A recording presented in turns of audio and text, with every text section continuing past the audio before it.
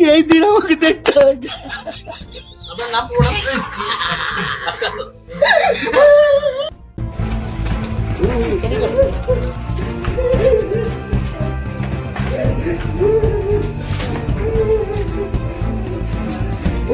তালা দিয়ে গেছে পুলিশে ভাই।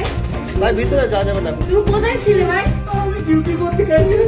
আমি বলছি যে ভাই এই কাজ করতে পারে না, প্লিজ ভাই এদিকে সবাই চুপ করো, চুপ করো, যাও।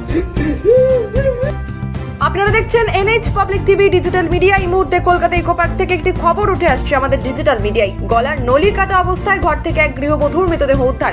ইকো পার্ক থানা এলাকার হাতিয়ারা নস্করপাড়া এলাকার ঘটনা তদন্তে ইকো পার্ক থানার পুলিশ অভিযোগ মৃত গৃহবধূর মামার বিরুদ্ধে।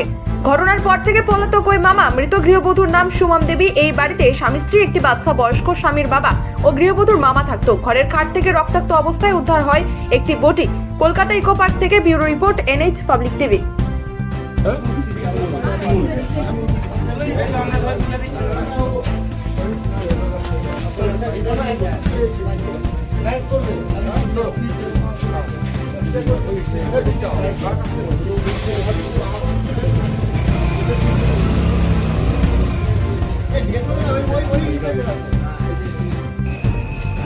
গোলাকাটা অবস্থা? হ্যাঁ। কার বডি মানে ছিলেন? আমি মেয়ের বউটার বাড়ির বউটা।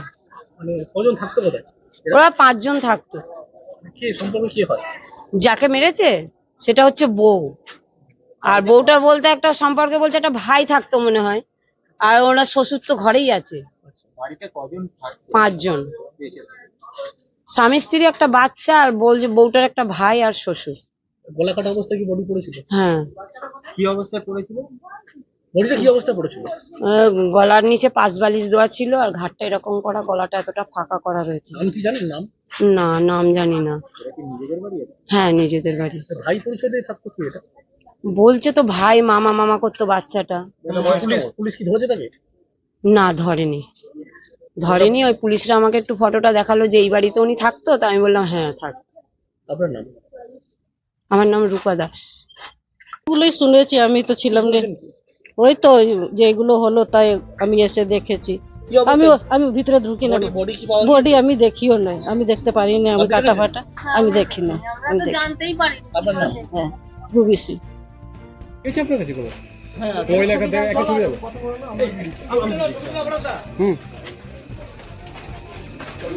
এটা ভালো স্টিল ছবি লাগবে। বডি ছবি ভালো ছবি।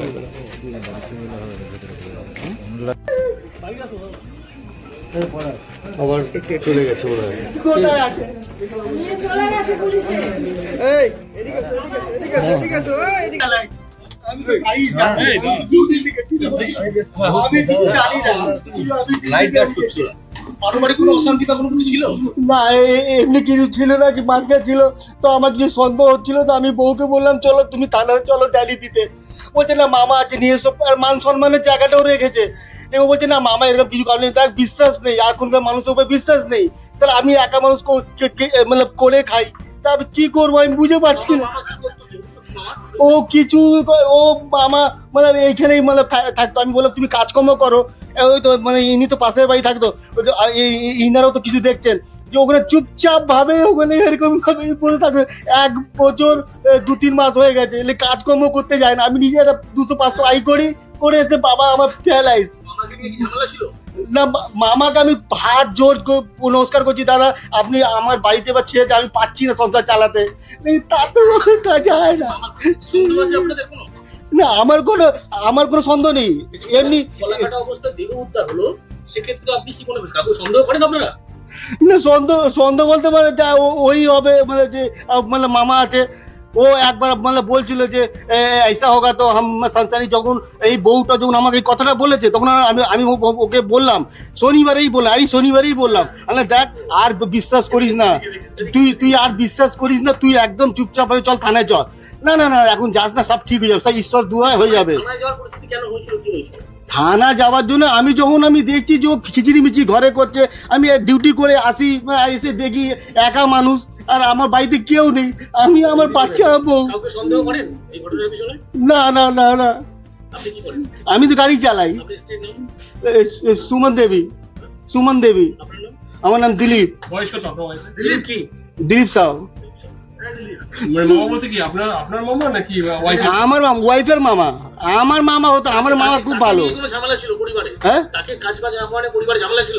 আমি ওকে বলি ও একবার এতদিন উনি ওনার হয়ে গেছে, তা আমি ওনাকে বললাম যে তুই যে এই জিনিসটা যে তুমি কাজ এখানে এসছো, একটা তুমি একটা বিহার থেকে এসে, ঠিক আছে তুমি একটা কাজকর্ম করো, দেখি কাজকর্ম না করে ঘরে বসে বসে খাচ্ছি আমি একা, আজকে এই দিন আমাকে দেখতে হয়েছে। আপনার নাম পুরো নাম?